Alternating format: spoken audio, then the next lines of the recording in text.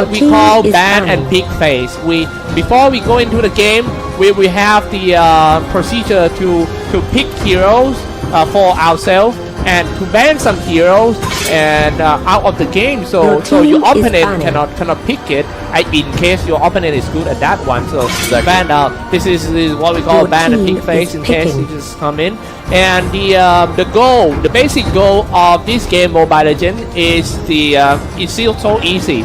5 men aside and trying to destroy the biggest base of the other team, and then the game is over. Exactly. So just like that, as easy as it sounds, it's not as easy to execute, and that is why a drafting phase is absolutely required. And right here, let's take a look at the drafting phase. We've got Lunox picked out for EVOS Esports. They're finally giving Lunox over to the EVOS Esports, or rather, it's EVOS Esports finally picked up the Lunox. Yes. On the other hand side, we got PSG RRQ that will be picking up the Kufra and Grog. Exactly how is Kufra in the picking phase? How did he actually go past that?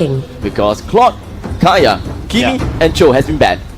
Oh man, I kind of surprised with that, giving away Lunox to Odia Bambi, but PSG must be very confident with that as they start the first 2 real quick with Kufa and Grog.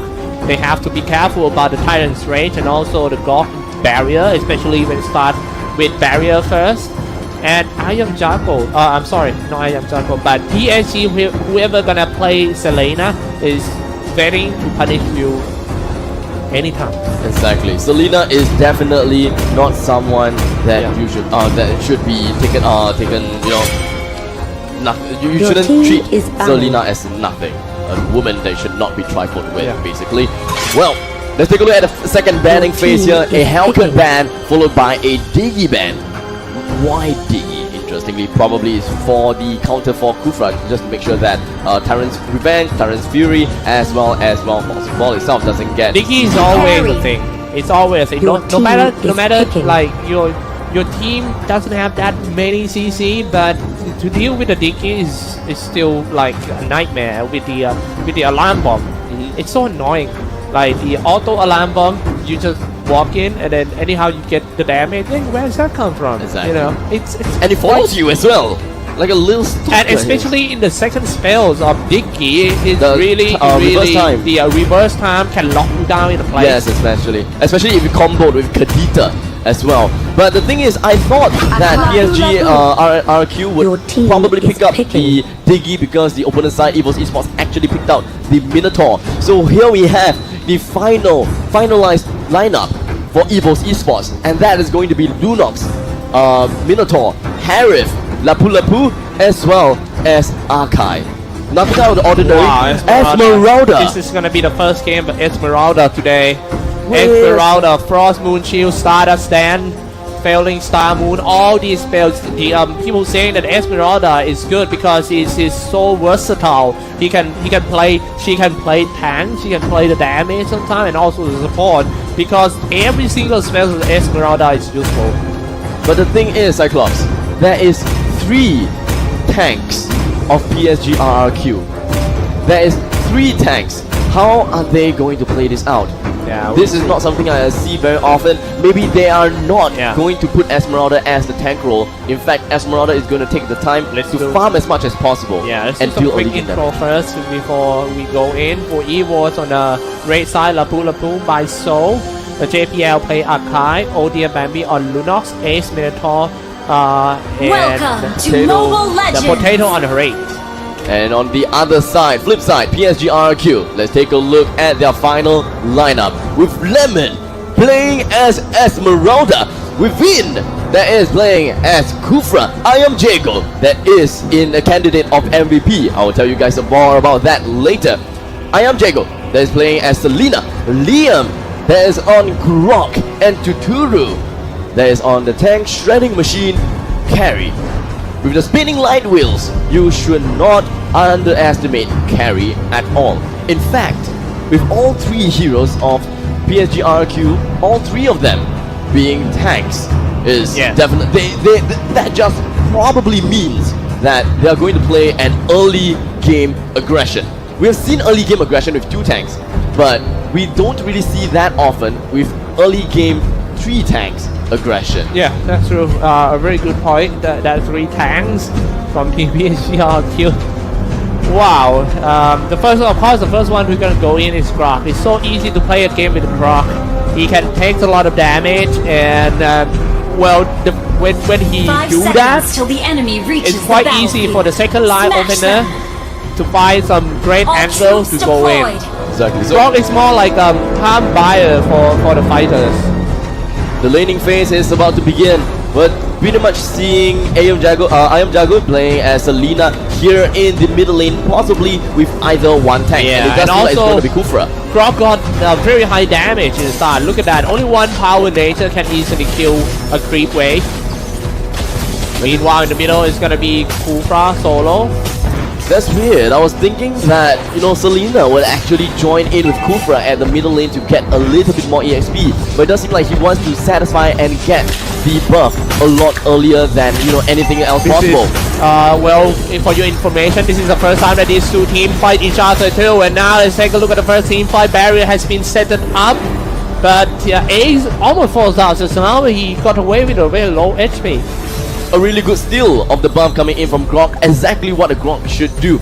Just dive in right in the face of the enemies and just spin. Deals the great amount of damage, and you will just deny them all of the EXP and gold. Yeah. Top lane, Lapu having a good time farming. That's but I kind of surprised Lapu alone were under level than PSG Lemon. That is weird, right? Yeah, that's kind of weird. I mean, Alone supposed to have like more experience than Lemon and Liam, but Lemon and Liam already level 3. Exactly. I believe that it was just the push to try to get the buff was one of the reasons that they got it. Selena Abyssal Arrow didn't hit anyone.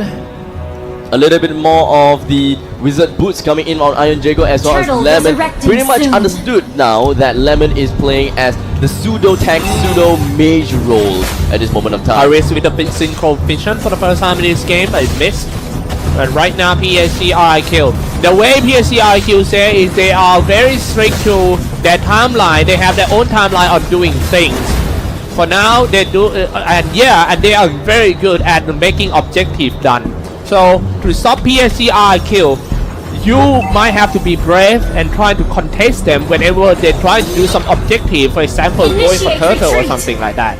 Here's the thing, I believe that EVOS Esports is pretty much telling each other that, you know what, just let them take the objective, slowly play it out, and if time allows them to, then bring down one member one by one, and just let Lapu just farm all away at the top lane. That is free farm. Oh man, coming out first with the power nature spin, dropping quite low for Team EVOS, but still hanging on to the fight in the middle. Then Liam walking away, Grok about to go down with that. Look at that, the first blood belongs to Carry. How is that even possible when PSG, all players are dropping so low? Double kill for Carry, just too strong.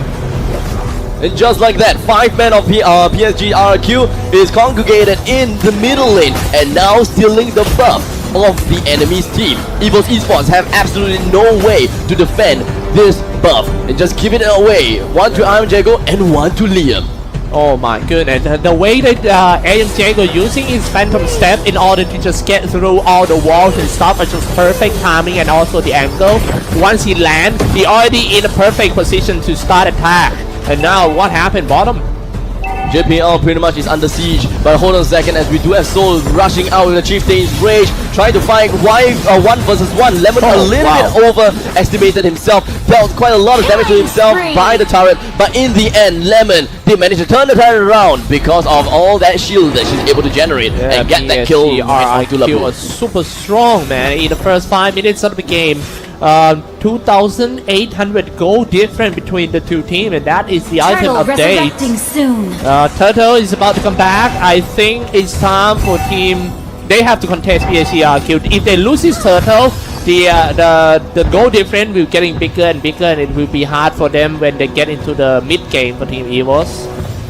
At this game, it doesn't seem like EVOS Esports has a very reliable split pusher. They do not have anyone that can, clear waves fast. No Hayabusa. Yes, no Hayabusa is one thing. Soul does have can throw his swords. We can have power of order brilliance coming in from Bambi, but why would you want to waste that? Or even Synchrovision. Why would you waste that? Oh, start with the arrow from Selena. They might dive in, will they? But they decided no, because Minotaur is on his range. If you go in, get stuck in Minoan Fury, pretty much dead, no matter how strong you are. But look at that first. Grok not that far away, spinning around with the power nature. They decide to go in.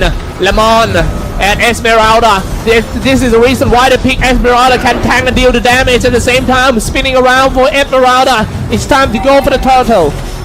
The turtle will now retreat into his den, but Bambi goes in the power of the order chaos, and just like that, Chaos Darkening is just gonna be retreating himself. Bambi in the middle of everything tries to go for Cosmic Vision. He won't be able to get himself away for now, but Ace in the middle of everything. Selena gets the kill onto Minotaur. Finn, just like that. No, actually Lemon is the one, and with the 3-man tank composition, we'll be able to get the 2-man that is the most important of EVOS esports down just like that.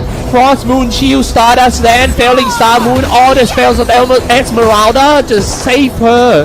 Just now she was so low, but do you see the armor? It was this big. The armor of Esmeralda is too much. It's huge. This hero is OP. Wait until we come to the mid part of the game, whereby you can't even see her health points. It was all full of shields. Yeah, Selena missed the arrow, but I don't think that would be a fight. Liam stay in the bush. Vin come in. Kufra is ready to go for the Tyrant's Rage. You need to be careful about that. Bouncing ball first, and then Selena long range shooting arrow. Didn't hit. Nice dodge throw. Turn on to the balls. Waiting to go for the Tyrant's Rage. But they all fall back. They might come back in again from the sideway. Liam just gonna back himself off, and of course gonna bring down the barrier right in the middle side of the lane. And Vin was trying to go for a blind snipe into the bushes. Unfortunately, no one is within that bush, and Tyrant's Revenge is just gonna be wasted just a little bit, and JPL was able to sidestep that abyssal arrow in just a small little step. Can they go in once again? But keep in mind that Kufra still has his ultimate, the Tyrant's Rage. And just one good clip from Kufra. Then follow up with the Selena long range arrow, and that's what I'm talking about. This is gonna dive in. Esmeralda, see how good he can turn on into the balls, and then spend too much time to kill that Kufra. However, his teammates and the Kufra teammates coming in and trying to go in. Carry being that they bought so much time for the carries until he plays so easy and killing everyone one by one. Look at that, and now dropping quite low. Selena got him. Even Esmeralda got a killing spree right here. I'm not so sure that Esmeralda is a tanker or the damage dealer. Pretty much a best of both worlds coming in from Esmeralda. He got the Reaper as well as the Lightning Truncheon, so could deal a lot of damage.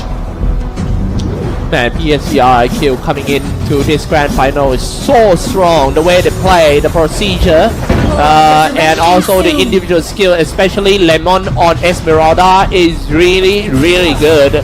As we always say that PSG RRQ, the play style, people saying that it might be a bit boring, 4 guy playing around 1 guy, but it always work. Then why do you have to change? At the bottom lane, PSG RRQ will be able to knock onto the second tier defense tower, and just like that, it is going to be down, and we have a fight incoming, and JPL goes down low. Oh my goodness, look at that, and now shooting in the long range. Always say that. EVOS. And what I worry about what I worry for team EVOS is the carry, already level 11.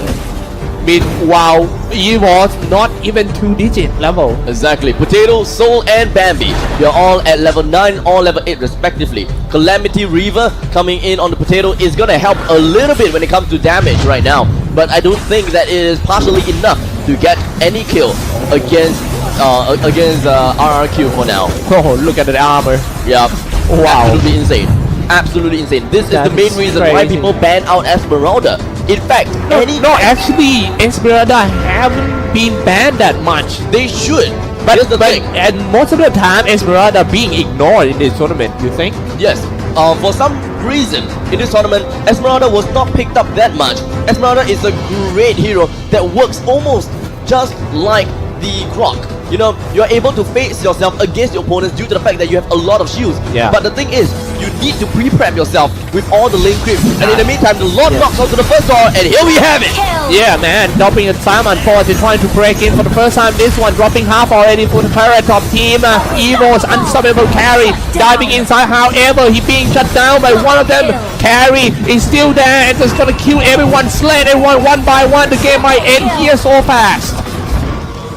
Woo. Wow, EVOS got so many homework to do after this game, to be honest. Man, oh man, unfortunately they do not quite have that time to do that homework. They have to go with it on the fly, as this is a best of 3 tournament. After all, the grand finals between RRQ versus EVOS Esports. The switch will happen soon, but in the meantime, let's talk a little bit more about what EVOS Esports is doing wrong. The fact that they have to play 3 games in the semi-final, especially playing that long, that gonna drain helps them out. PSG RRQ seeing every single bit of Correct. Team EVOS.